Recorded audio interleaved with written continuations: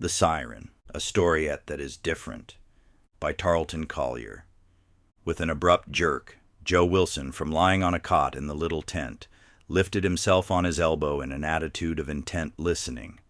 There was no sound except the hum of a sleepy breeze through the pines, the sleepier contralto of a mockingbird, and the purring undertone of rippling water. "That's her," he whispered. With an effort, he sat erect, and again told himself, "That's her." All at once there came the crackle of voices without, the sound of thudding footsteps. Joe flung himself back on the cot and closed his eyes with furious energy as the flap of the tent was lifted and the engineer and the doctor peered within. "He's asleep," said the engineer in a low voice. Said the doctor. He was a wizened little man with spectacles. Then he let the flap drop, and his voice came to Joe brusquely through the canvas. "Well, we'll come back. I want to talk to him. He's probably not very sick, but by God, man, you've got to keep your men from the water around here, or you'll never finish your railroad." They were walking away as he spoke, and to Joe the voice seemed to fade. "I tell you, polluted, fever." Then they were gone, the sound of them swallowed up in the ripple of the little creek over the rocks. With a start, Joe again was erect, his eyes furtive, glancing about the little canvas chamber. He tiptoed to the flap and lifted it a bare inch, peering out upon the receding figures of the two men as they passed beneath a water oak. With no less caution he crept to the other end of the tent and stepped through the flap into the open. For a moment he stood irresolute, his eyes closed as if he were dizzy. "Keep away from the water, you fool," he whispered. There was no other sound of life in the woods now. The breeze had died and the mockingbird was silent. Only the prattle of a nearby stream over its rocky bed. With a stumbling, nervous stride that was almost a run, Joe Wilson went toward the sound of the water, and at last he plunged through a thick clump of willows and stood stiff, half crouching, at the top of a bank of damp green moss that sloped steeply to a little stream with pools like black wells, still and silent. Only the silver shallows between pools rippled with life. At the foot of the bank was a shelf of rock, splotched green with moss, reaching into the stream barely an inch above the water. Upon it, Joe's glance rested, as if held by a power outside himself. He drew back into the willows, his sunken eyes closed in his pale face. Then, with a sudden spring, he was over the bank and perched upon the rock. Something like a smile lighted his face, as if with the leap he had settled a troublesome matter. He sat down as easily and comfortably as he might, his legs doubled, his hands clasped about his knees, and stared intently into the black pool at his feet. And then, between a closing and an opening of his eyes, a woman was there where he had looked for her. There was no sense of suddenness about the apparition, only when he closed his eyes against a dizziness, there was the water and nothing else. When he opened them, an instant later, she was standing in the midst of the pool, almost where he could touch her. And it was as if she had been there all the while. The water reached a little above her ankles. Her legs were bare to the knees, clothed above that, and her body as well, in a soft, clinging garment of white that seemed a part of her. White throat and arms were bare. Her face was alive with a pleasant smile.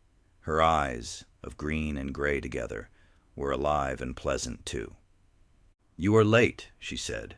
There was something of the stream's bright ripple in her voice. Joe Wilson could only smile in answer. Then his smile faded, and his face was scornful and somewhat stubborn.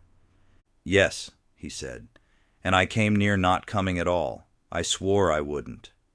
"But you came," she said, still smiling, "only to tell you that this is the last time."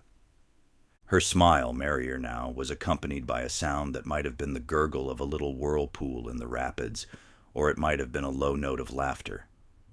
"You didn't mean it, then, that you love me," she chided, coming nearer. It was not by a step that she moved, or by any perceptible effort. The space between them all at once was lessened, nothing else. Joe had lost his careless air and posture. He was on his knees, a fury in his words. "I didn't mean it. You can't say that. I have become less than a man. I love you so. You bring me here every day to do as you will, and I would die if I didn't come. I love you so. For you I have broken my word to my friends back there in camp, and I don't know who you are or what you are." Again that gentle sound that might have been a sudden swirl of the water or her laughter. Then she was nearer, and her pleasant eyes looked into his, mockery in them. "You don't know who I am?" she asked softly, "and yet I am yours." The stubborn lines in Joe's face vanished. A quick throb of blood choked into a gulp the word he would have spoken, and he stretched out his arms. She was suddenly beyond his reach. "Yours," she said again, and that she laughed there was no doubt this time. Joe's eyes were hungry. Joe leaned forward upon his stiffened arms and stared at her like a wistful dog. "I don't know who you are," he whispered. "I don't know who you are." "I am whoever you want me to be," she said. "I'll call you Sadie," he said. "Sadie?" Her lids drooped, veiling her eyes, but their narrow glimmer was keenly alive. "Yes, there is a girl." Between two words she was close before him at the edge of the rock. "I am yours," she said in a fierce, low voice. "What do you care for any girl? I am all woman, and you have me. What do you care for the world? You have me." He felt her breath on his face. There was warmth and fragrance in it. Her 106 white beauty was greater than that of the dogwood blossoms showering there through the gloom under a sudden breeze, and a dizziness struck him so that the trees swam before his eyes. "I have you," he repeated thickly, rising to his feet. "And the girl—" "Sadie?" she asked. "You are Sadie. Only you. I have forgotten." He put out his arms, but she was beyond his reach again, her eyes mysterious. With outstretched arms he begged her to return. "I love you," he said. For a full breath she looked at him gravely. Then, "We shall see," she said, plunging her hands into the stream. As she arose, her hands were cupped and brimming with water. She moved toward him, smiling. Terror gathered in Joe's white face. "Drink," she tempted him. He whispered no, and the refusal seemed to strengthen him, for when she said again, "Drink," he shouted it, "No." She dropped her hands, and the water went splashing back into the stream. And smiling still, she came nearer until she was beside him upon the rock, her wet feet glistening silver upon its greenish-brown surface. Her eyes held fast his wide, frightened stare. "Why?" she asked him, when she was so close that he was aware of the warmth and fragrance of her person. He answered her steadily. "I will not, that's why. I must not. I have told you I must not, every day that I have come here, and yet I have always drunk this water. It has made me less than a man. It has made me break my word and my own rules." Once more her eyes were grave. "You must not?" she asked. Her voice might have been that of the purring shallows. There was no escaping her gaze, and before it his eyes wavered and shifted. His shoulders drooped. "You will not?" the purring voice went on. "Not for me, and you say you love me. It is so little that I ask." There was pain in his voice as he cried, "Don't!" "Sadie, I have promised. The rule." It was she whose figure drooped now, and her face that was mournful. "But you have broken the rules before this for me," she murmured. "I came today to say that I would no more. But it is so little I ask, and I am yours."